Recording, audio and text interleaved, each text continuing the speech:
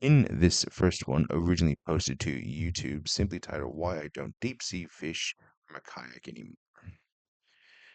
So, as we're about to see, this person's fishing from his kayak and is getting chased by sharks.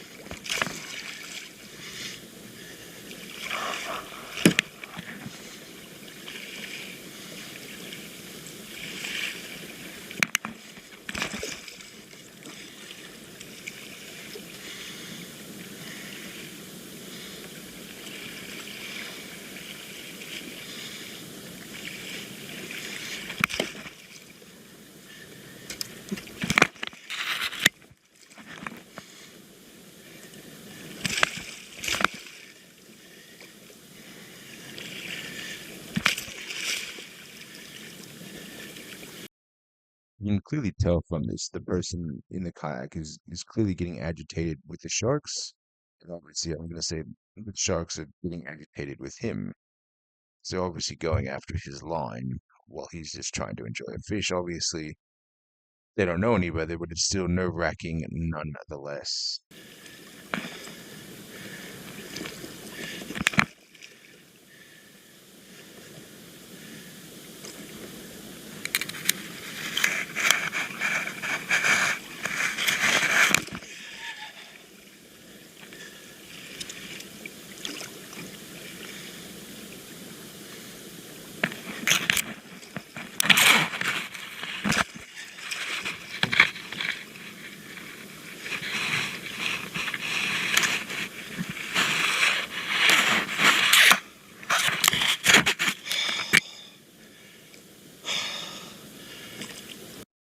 Don't let muscle aches and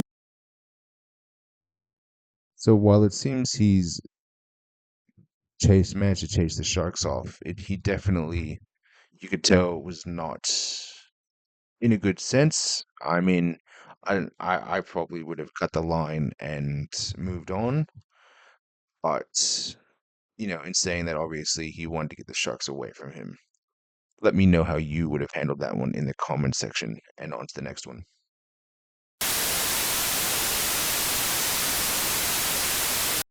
In this next one, originally posted to the Dashcam Owners Australia YouTube channel, as you can see, is titled "Insurance Fraud Carjacking Attempt Caught on Dashcam." So let's have a look at this.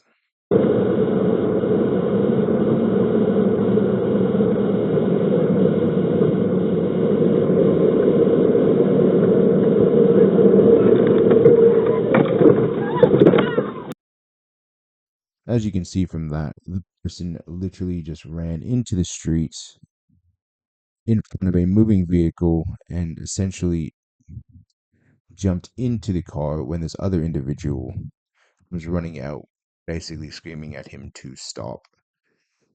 I know if that were me, I would be pretty terrified of the whole situation and do exactly what this person does next.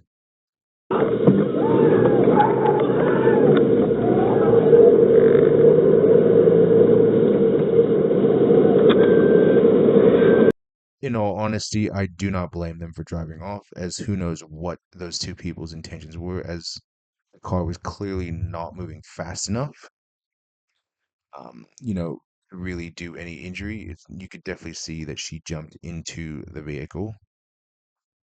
Do you think it was a potential carjacking / insurance fraud or something more sinister?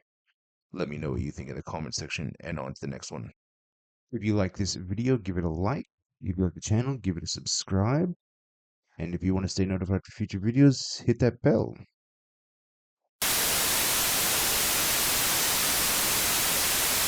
So in this next one that was also posted to YouTube, essentially this person was fishing off a dock when they caught a fish and released it, and it ended up floating up, and then they had this interaction. Why don't you just kill that fish and throw it back in and kill it? I didn't kill it. You did so. I saw it and it's floating here. I tried to release it, but it didn't release, so I did not kill it. You did. I saw it here and it's just flapping up and around. You've got to hide. Can I see your fishing licence, please? I do have a fishing license. Yeah, good. I'll put you on YouTube as well. That's okay. That's all right. There's nothing wrong that I've done. Absolutely nothing wrong. I know my rules and That's okay. That's okay. I'm allowed to release fish like that. You can call the DPI now if you want, the Department of Primary Industries. You can give them a call. And Balmain Police. Yes, you can do that. Yeah, I will. Yes, you could do that. I am. Don't worry about it. Go ahead. Yeah, I am. Go ahead. So after that interaction, you can tell she was basically attacking him for doing something that he was allowed to do. You know, it's pretty good that he handled it the way he did, given the situation as it was unfolding. She was obviously just looking for any excuse to have a go at him. And, he handled it the best that he could. How would you have handled this? Let me know in the comment section. And on to the next one.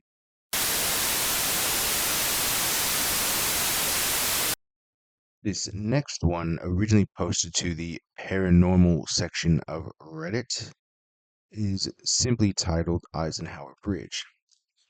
So the OP states, my husband, dad, and I had paranormal investigation at the Eisenhower Bridge in Gettysburg last night. Very cold and windy day. We were freezing, but thankfully it meant we had the bridge all to ourselves. I asked my husband if he could take some photos for me since my storage on my phone was full, and he complied even though he was a firm non-believer. He's been on a lot of paranormal investigations with me. What he took a picture of is not anything we can explain, not even my skeptic dad, my husband, or the tour guide. As you can see in the photo, my husband used flash, so there's some light on the ground in front of him. He took several pictures like that. This photo happened to be taken right as headlights from a passing by car on the road that's adjacent to the curve. In the walking path yards in front of us, we're illuminating the trees. I hope I explained that right. In case I didn't, I just want to clarify the car's lights were not coming from behind us, from the right side further down the path. Even if there was a light behind us, it would have created all four of our shadows as we were standing next to each other. My husband was absolutely baffled, and he's never been spooked on ghost tours with me. We were trying to debunk the photo, but absolutely nothing made sense. Immediately after, we heard loud punching and footsteps in the woods next to us. Again, no one was here as the weather app stated it felt like 7 degrees Fahrenheit. There were a couple of people there before us, but they left after 5 minutes of us arriving. No one else came. I genuinely don't know how that figure could have appeared there if there wasn't paranormal, and I try to reason with every evidence I find. This has shook me to the core, and I'm awake at 6 a.m. right now as it hasn't left my mind. So as you can see, the OP is talking about this picture. This is, I guess, the tripod they're talking about right here. As you can see, there's literally no one else standing there. It's very creepy and very spooky because obviously that's the figure that she's talking about. And look, it definitely looks like nobody else is standing there. You can definitely make out the legs and the torso. Is it a shadow person or something else entirely? Given where they're being is Gettysburg. Let me know what you think of this one in the comment section. And on to the next one.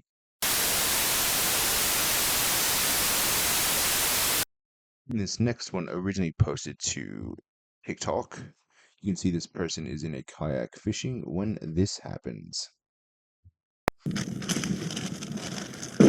Ah! Tiger shark! Tiger shark ran me! So how would you handle that one? Obviously, it's a pretty scary situation. Luckily, he was able to get away from it, but nonetheless, when fishing, I don't think anyone likes being, attacked by, well, no one likes being attacked by a shark, I should say, but it's definitely pretty scary situation nonetheless. Let me know what your thoughts are on this one in the comment section, and on to the next one.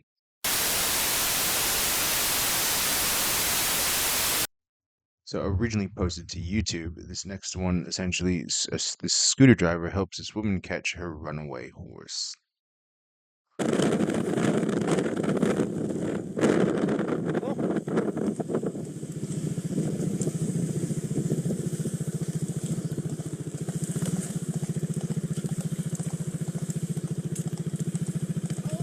Kom maar, joh.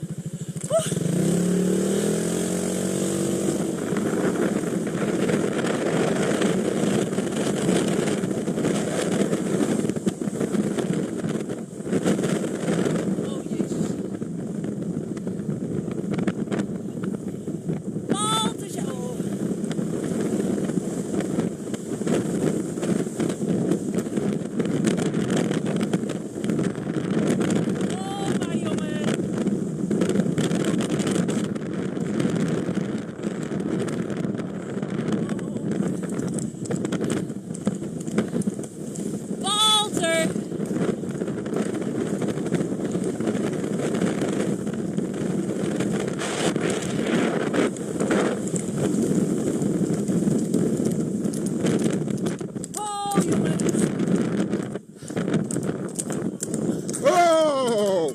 Oh! Ho, ho, ho, ho, ho, ho.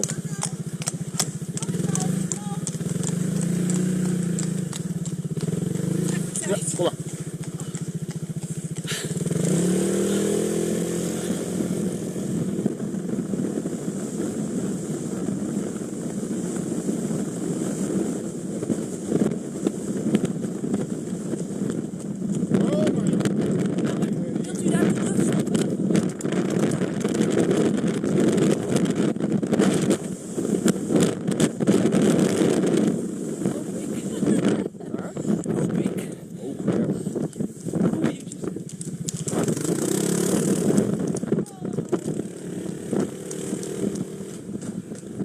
Hoi, hoi, hoi.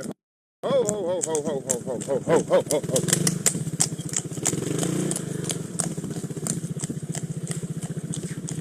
Hij blijft gaan, joh. Wat zeg je? Hij blijft gaan.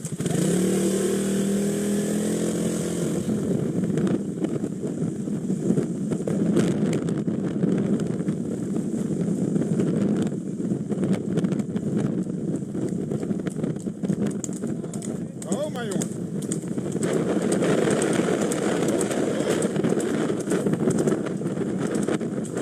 Oh, man. Even afremmen. Oh, man. Rust. Ho, Waltertje. Met teugels pakken of niet?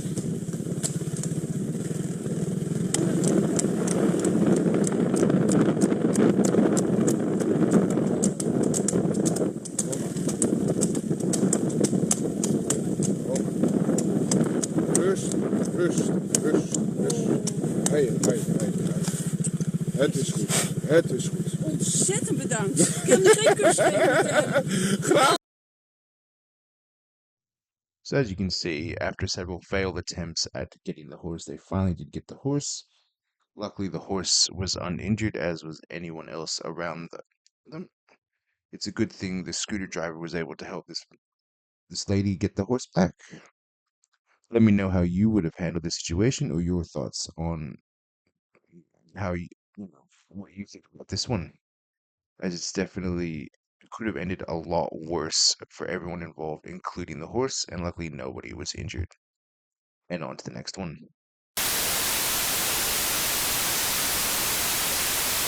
This next one also posted to YouTube. It is aptly titled Saltwater Crocodile Attempts Attack on a Tour Guide. Several other calculations this animal's carrying out. It's got flight, direction, speed, elevation, angle, collision avoidance that it's going through. Then it's got target acquisition and nailing that target as well, and avoidance of all the other hit. Now see my arm movement. Wow. That's why I said you just gotta watch yourself all the time, guys. I told you the arm movements attract you in, so just remember, don't pass out the side. And all that. So as you can see, while the tour operator is giving, I guess, a bit of a lecture on what's going on, Crocodile, unbeknownst to everyone, jumps completely out of the water and attempts to attack the tour guide. Luckily, nobody was injured, and the tour guide obviously handled this situation very professionally and, very calmly, and was able to you know, basically live another day. It was shaken, but not stirred. On to the next one.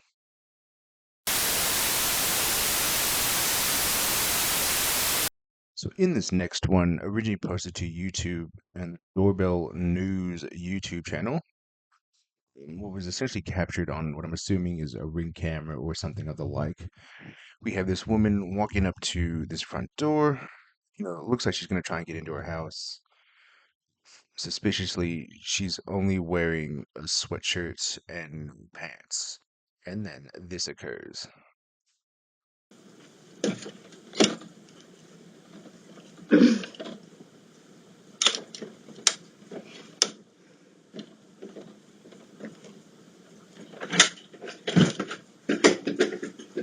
What are you doing? Hi. What are you doing? Hello. What are you doing? I'm not allowed to be here. This is not your house. It is. Hello? No, some woman's trying to get in my house. It is my house. Yeah. Yeah, she doesn't have pants on, and she's really inebriated. This lives at my house. This is not your house, baby. This is Jordan's house. No. Yeah, she's at my front door right now.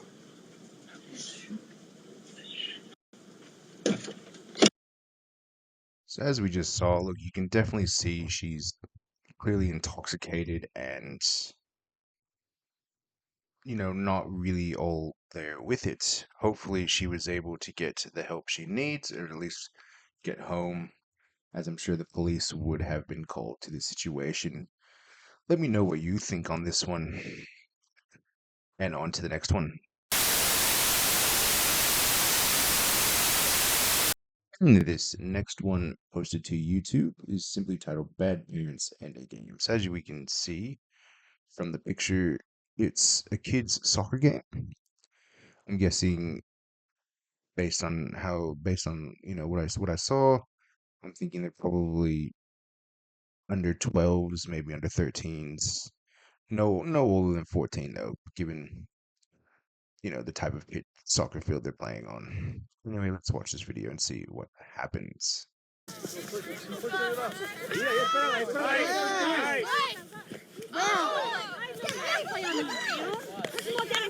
I'm gonna call that, huh? That's cool. Hey, he's laying there for 2 seconds. He was laying on the ground, not okay. On the ground. Be quiet or leave. I don't know which one I've said yet. Well, let me know. We'll sit here until you do. I haven't said anything. You gonna sit? Just Or you gonna leave? relax. Just relax. This is not, it's not sit? about you. Okay. It's not about you. It's a soccer game. No, it's about them, not you. Exactly. Well, Exactly. ACL was important, thank God. Okay, you're gone. Go, Okay, leave. okay. Love you. Bye. Love you too.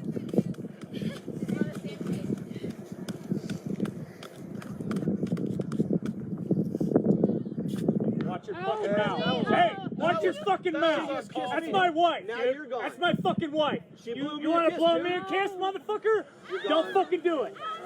That's game. Go. That's game.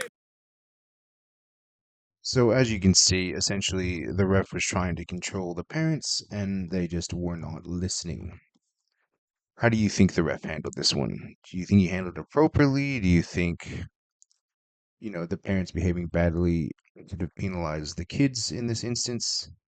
'Cause it's obviously clear the team in the dark colored uniform were the ones that won based on this kid's reaction. Look, obviously, when it comes to sporting events, nobody likes parents to behave badly. So let me know what your thoughts are on this one and the next one.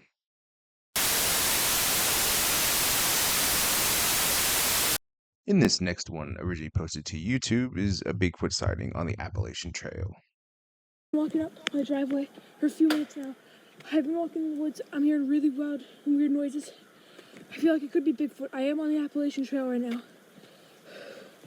I don't know what it is. I'm trying to get evidence of this. I'm gonna ease into that barn house up there.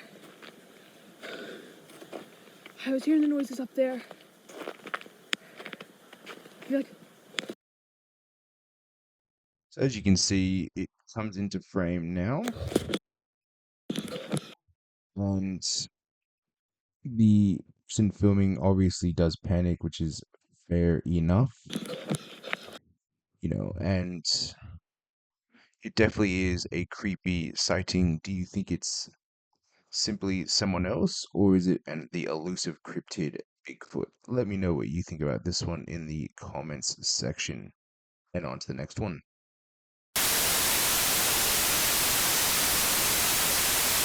In this next one, originally posted to the Brendan Explores YouTube channel, we start with him essentially exploring a quaint little village. And this is essentially titled Scary Midnight Stalker, Stealth Van Camping Gone Wrong in the Hills.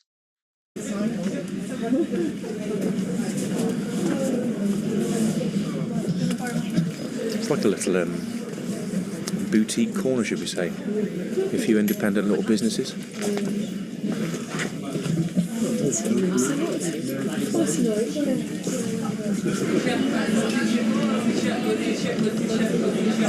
I'll go for 3 of your cherry bakewells on there, please. Thank you. That's great. Thank you so much. Have a good day. Yeah, is that all right? Yeah. Okay, mission complete. We've got 3 bakewell tarts. Here he is. Look. Now, one question for you before you say a word, right? Okay. The one thing you said to me on the phone, right? Yeah. Before you made your way here was, I'm just going back to the van to get changed. Yeah. So why did you need to get changed? What happened on that route that you're not going to tell us about? Come on. It was muddy. Yeah? It was muddy. Did you slip on your arse? Maybe. Describe the scene to us. Well, literally. Not you falling over. No. I think where you left me. Yeah. I'm going to have a look at the timestamp between when you left me and actually what time I got to the site, right? So how much further kind of thing? I reckon it was... An hour? No. So here we have is him just chatting with a friend of his who he will be camping with for the night. So we'll jump forward a little bit to him making some dinner. An authentic cherry bakewell. Tart or pudding? Leave a comment below. A couple of mixed opinions. Bakewell said tart. Someone outside Bakewell said don't call it a tart in Bakewell. If you know the definitive answer, leave a comment below. Might be a rough night on the hillside tonight. As we were approaching camp, it looked like a storm was brewing. And I think my estimation is pretty accurate looking at that sky. Okay, to cook this chicken fajita meal kit, we're going to be using the commonly taught method, Michelin star method, of bung it all in. That seems to be the best way to go with these. So as he makes his dinner, obviously seemingly settling in for a cozy night, he settles in, go to bed with his friend. And then this. I don't even remember what the hill's called now, but maybe you can see some of the lights in the distance there. We've got a couple of cars rolling past from time to time, but nothing that's going to be concerning us too much.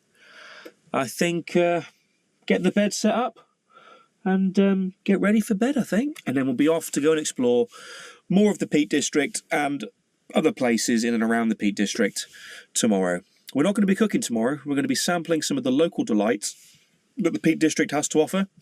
We're going to grab a light breakfast in Ashbourne. I think that's the name of it.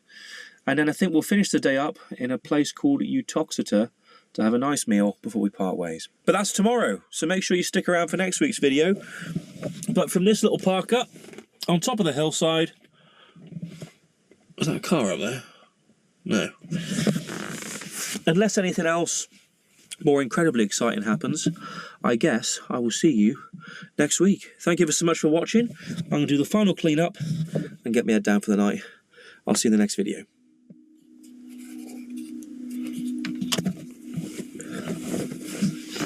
Someone was just outside the van.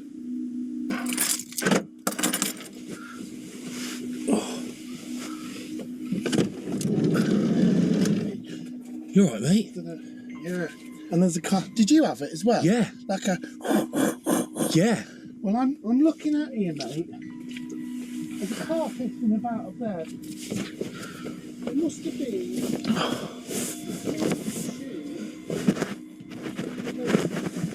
They were by the van. I don't know what he's doing up there. He's the one. Hang on. Worrying me a little bit. Yeah, hang on. Well, he's got something to say. What time is it? You stay away from my van. Honestly, when I heard that car go past, what were they doing? I don't know. We've got somebody up there who's got a big spotlight on.